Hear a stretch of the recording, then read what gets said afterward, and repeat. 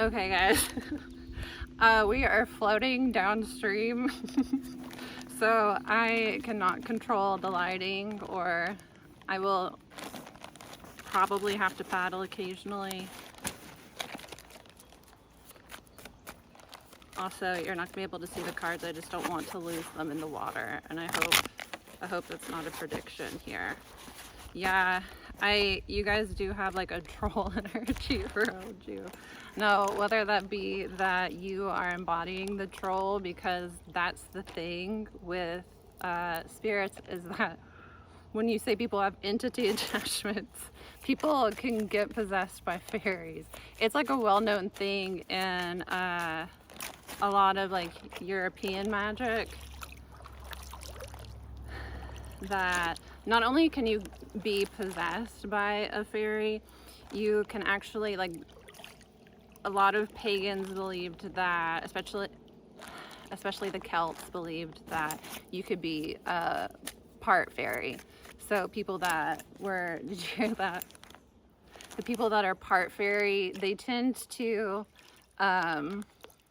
be very like physically, like they're pretty, and they tend to be very intuitive, like they have magical powers, but they're very connected to the earth. So it's not the same as like starseed, where it's you have them more like out there. It's like they're very connected to the earth. So these people tend to be an earth sign, honestly, or an air sign. They tend to have a combination of the two. Yeah.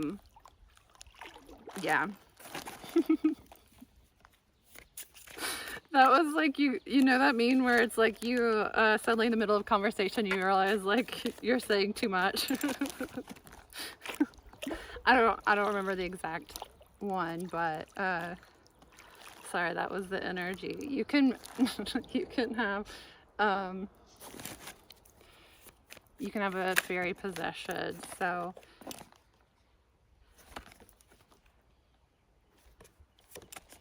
Pisces might be significant to you. Also Earth, you might have like both in your chart. For some of you, you have a like alligator crocodile spirit. It's like a guardian spirit. So if you're seeing a lot of alligators, you might want to, rookie way to do it, Google, significance of alligator. There are, gods you could look into. Or if you want to do like test your magic, just start to pay attention every time you see a crocodile, or you could even do like lizards too, especially if like you think it's a crocodile and then you do like a second glance and it's something else. There's a hawk going overhead, so somebody might be seeing a hawk. Or hearing, what's crazy? I didn't know this. I learned this a few months ago, that the American eagle like caw that Americans are crazy about. Did you know that that's not what eagles sound like? That's actually a red-tailed hawk call. The eagle calls are like not very intimidating or cool. They're kind of like I don't want to say weak, but that's a hawk. So you might be like hearing that sound a lot, especially like 4th of July. If you think that you saw something and then you take a second glance and it's not there anymore, that's still significant. They're saying you're not being delusional, but that's, I feel like somebody, sorry, I knew this was gonna happen. So air signs are kind of hard to do. You'll notice with air readings that air spirits are very like, it's faster moving, so I get easily distracted. I also have an air Mercury, so I get easily distracted. Most people do.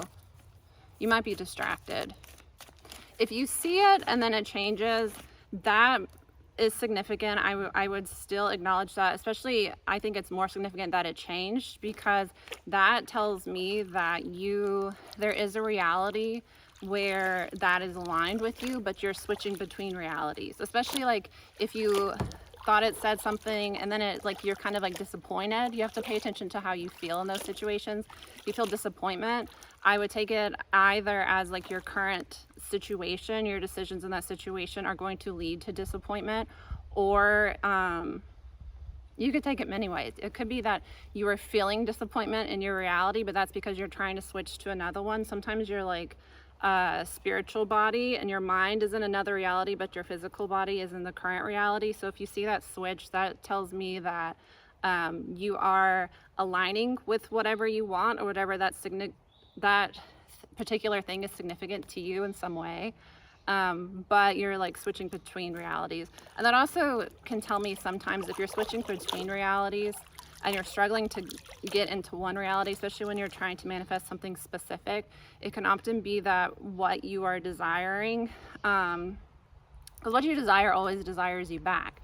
But in situations where you're just completely wrong, like you like somebody and you thought it was mutual, and then like they're like, whoa, a lot of times that's because you're not seeing the situation clearly. So you don't actually like want that person, you don't actually desire that thing, you just think you do because of like whatever projections you're putting onto it, and your spirit team is blocking it because there's something better coming for you. So you really just have to feel into it. And I think I used to kind of err on the side of caution, to just kind of expect the like thing that I didn't want, or kind of expect the outcome that was like unfavorable for me. But I had to realize that that was just like programming, and that's a part of like my upbringing and like a family mindset, you know, like a lack. That's a like generational curse I have to break, is like lack mentality. Like when something's up in the air, rather than thinking, you know, like winning the lottery, for instance, like what's the probability of winning the lottery? But a lot of people get like really fixated on winning the lottery. But a lot of times it's out of like desperation. So like the reality that you're trying to manifest is like, it's because you're feeling like desperate in your current reality, and you think that that reality is going to fix it for you. Like a lot of people win the lottery and then they like, all the money's gone and their life ends up in shambles because they like marry somebody impulsively that just wanted their money, or they're like, people take advantage of them and take all their money. So that person really wasn't ready for it, and it wasn't like a good thing for them. It was a karmic lesson. I don't know, maybe these are just meant to be like channelings. I've barely touched the cards, and none of that was relevant to the cards. I'm just like stream of conscious channeling, so it might come in and out. That's the thing with like, I've had other readers, this might sound like a humble brag, but the thing is like, I've done divination for a really, like my entire life. It's something I do naturally. That's like a story I wanted to discuss a little bit with my dad when I did like an interview for him.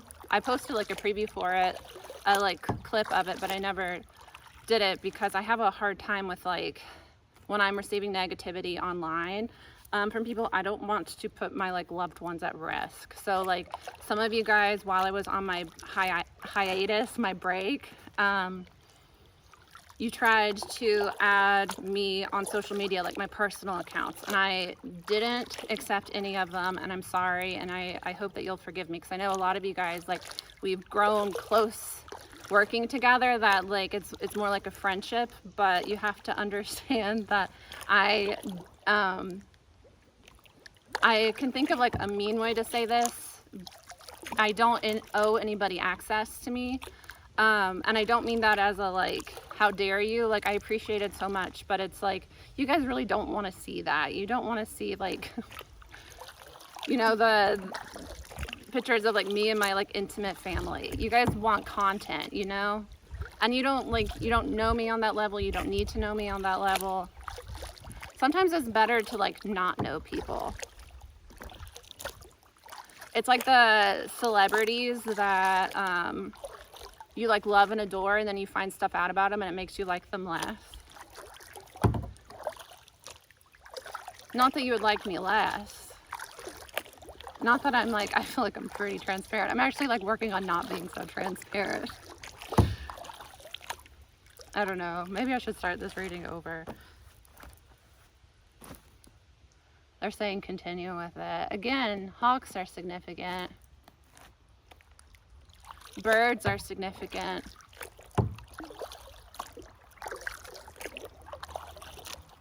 what are we even talking about? I haven't done an air reading in a really long time. Last time it was that like somebody had upset some water spirits, or water spirits, especially like if you're a water baby. Like if you're the type of person that like you're a water baby and you like to be in water, it's probably not that you've upset a water spirit. It's probably that you have water spirits that are protective over you and they're mad at somebody else. And that doesn't mean that anybody's going to die. I will tell you a story about what a water spirit did. So this was a little bit over a year ago. I was at a friend's house, and her and her husband had been like arguing with each other earlier in the day. So like I was like in another room doing a reading with her and kind of like talking with her, and her husband was like cooking or something. Like they were like separated because they were beefing. It's just like they had like an argument earlier in the day where her husband got a little short with her. So she like wanted me to do a reading for her, unrelated.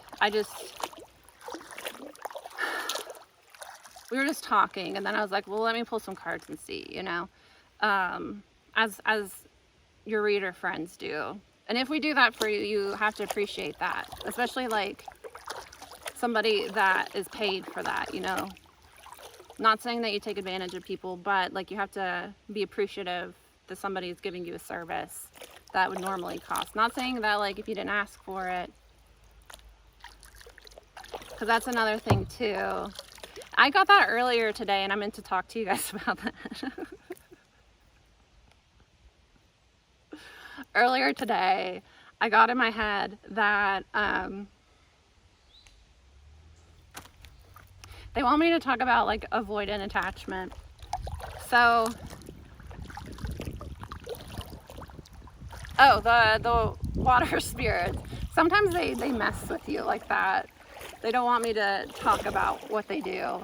Okay, so I was doing the reading for my friend, and it was not related to her marriage at all, but out of nowhere they told me, like whispered in my ear, that the water spirits wanted to get her husband. And I was like, do not hurt him. And then I had to tell her what they said, because I was like, you know, they say they're gonna get him.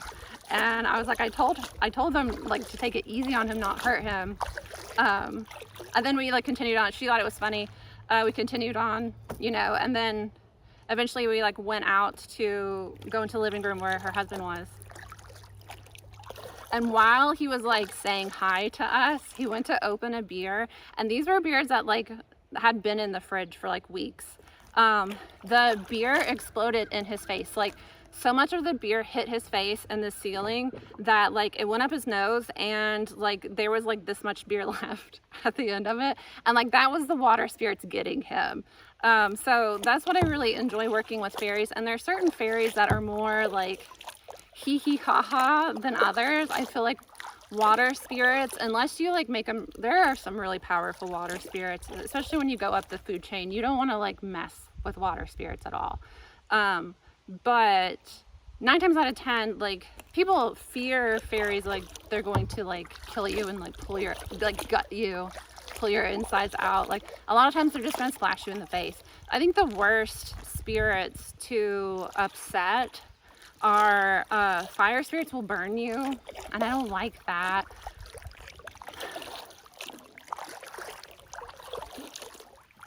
I'm gonna do a TikTok explaining like how to know if it's a like spiritual attack or if it's a fairy, because a lot of times people do spiritual attacks and they send fairies after people. So like you will like start like burning yourself all the time, and that's a sign that if it's not that you've like done something. And you know, that's something that you could work out with a reader that works with fairies, or the Loa. They could both help you with that. A shaman, but you have to, a lot of people claim the shaman title and they don't actually like do shamanic work. Like there's a difference between like, oh, I'm a shaman and I give advice and I do drugs. Like there's a big difference between that and like actual like being a like healing like person, you know, especially one that like knows how to journey, travel between the worlds. Like, that's a requirement of shamanism. So I'm sorry, if you don't journey, you're not a shaman. And you shouldn't be like journeying.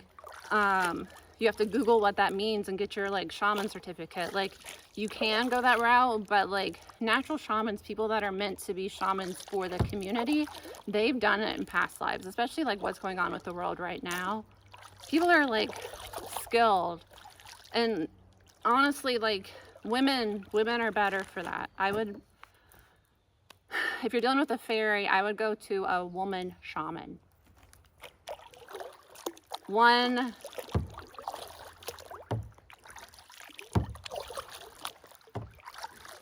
that has a womb. I'm sorry. I don't want to get into it. I don't have anything against trans people, but there's a difference biologically between having a womb and not having a womb. And I'm not saying that you're not a woman if you weren't born a woman. I'm saying that wombs are literal channels between, like, it's a tunnel between the spiritual realms and the physical realms. So people that have a womb, you can be a trans man and be an extremely powerful shaman, because you have the womb. You would have the upper hand on biological men. That's just how it is. Because shamanism is not just like healing work, psychic work. Shamanism is traveling between the worlds. So people with wombs are able to assist other souls with traveling between the worlds because they do it naturally. Am I gonna be canceled? I mean, like, that's the truth of the situation.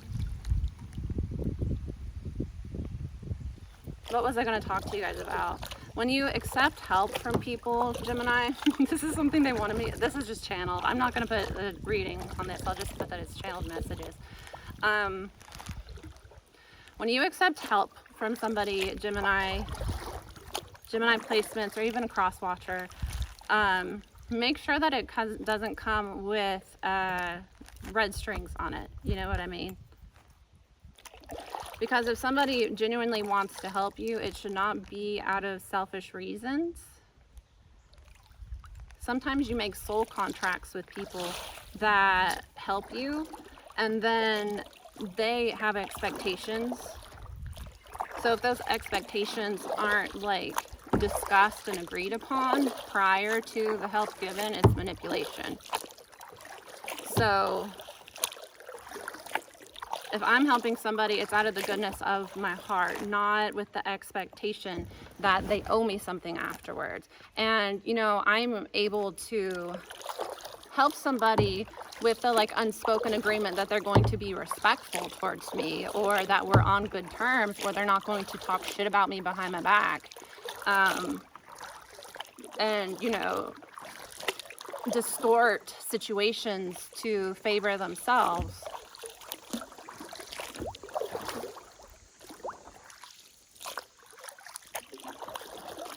You're not obligated to sacrifice yourself for somebody because they helped you with the intention of manipulation behind it. The difference between friendship and a business partnership. Some people treat their relationships like a business partnership, where it's like, we're itemized lists of what we're giving each other, and if you don't do what I want, I'm going to manipulate you or withhold from you. And that's because that's what they were taught at some point in their life. That's what love is a business transaction, a business partnership. And in some ways, partnership in any aspect is a business partnership. Marriage, you're combining households and funds and stuff like that. For somebody, a prenup is significant.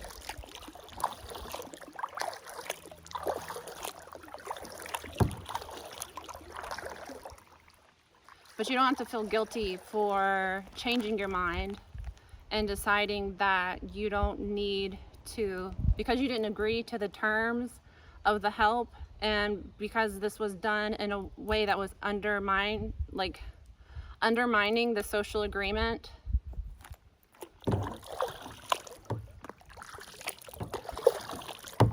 some people really do that, and it goes back to their childhood, that they had a transactional relationship at home, and like genuine love, authentic love wasn't modeled to this person. So I'm not saying that they're not capable of love, but they don't understand that like there are unspoken agreements, you know. If we are close friends, you should be respectful of me.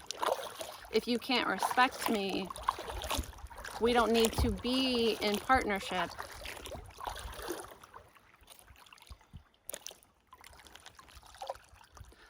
I'm literally, guys, I am like paddling up and down a river talking to myself.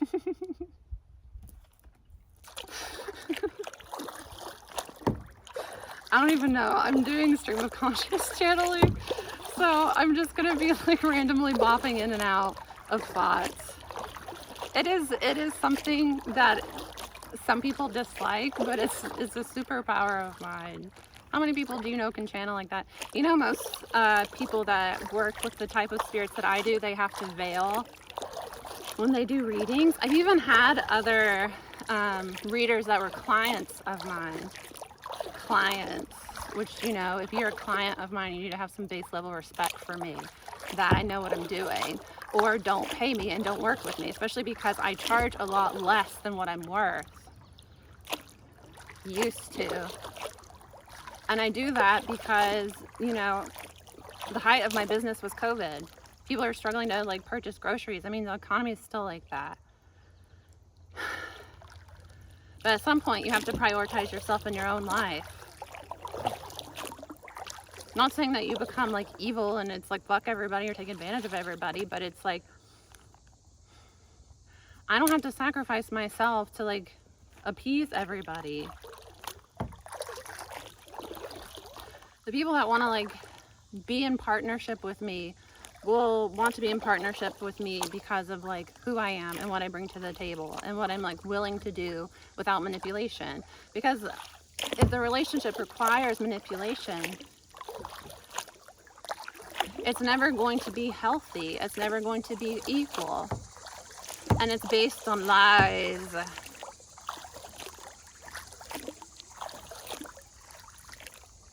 That's the thing with water spirits, though, is that water spirits can manipulate. That's a dark side of the water spirits, is that they can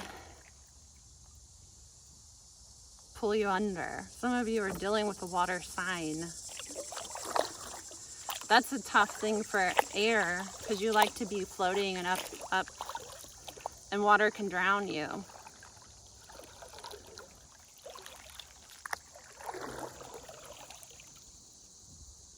There's nobody worth drowning for. I'm not saying you can't deal with a water sign, but they need to have their water in check. They need to be a mature water sign if you're going to be with one. Because like toxic air with a toxic air or toxic fire, like that's an explosive relationship, not healthy, but they're not going to like pull you into a depression. It's going to be combative, but they're not going to pull you into a depression. Earth and water can pull you down. They can tank your vibration. You have to be careful who you associate with. But they can also teach you grounding and teach you to be more level-headed and more stable. But they have to achieve that on their own first. That's the nice thing about partnership, is that, you know, you might have a relationship with them where you come into each other's life to balance each other out, and I think those are the best types of relationships.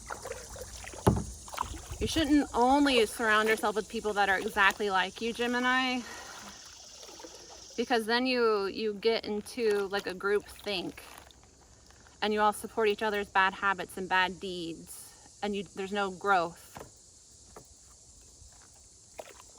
You've got to step outside your comfort zone.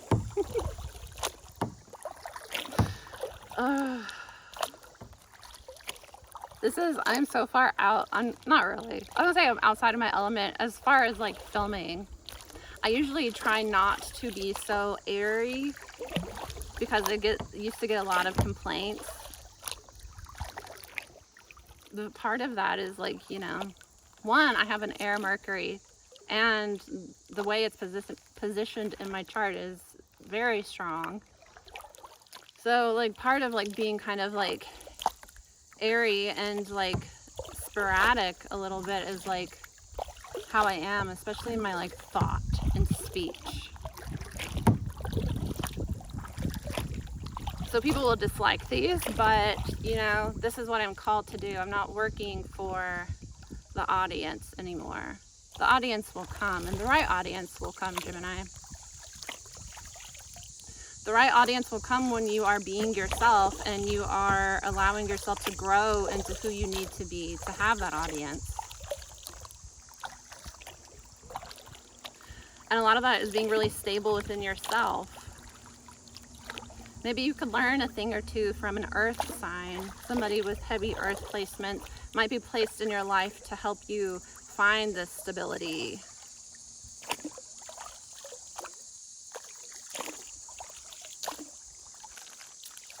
What do you guys think? I feel like that's good enough. That's a long enough reading. All right. Is there anything else we need to tell the Gemini?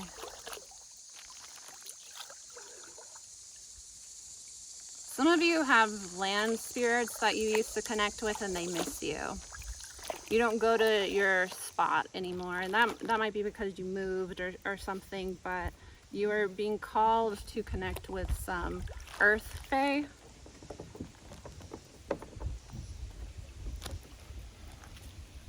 They would help ground you a little bit. You are a little bit too far up. You see, like as I'm coming to the end of your reading, that I am not as like scatterbrained. That's your energy, Gemini. So if you get mad at me, it's just a reflection of you. You're feeling scatterbrained and sounds like you're struggling with like your relationship. Did you hear that? That was spooky. I knew they were going to do this to me.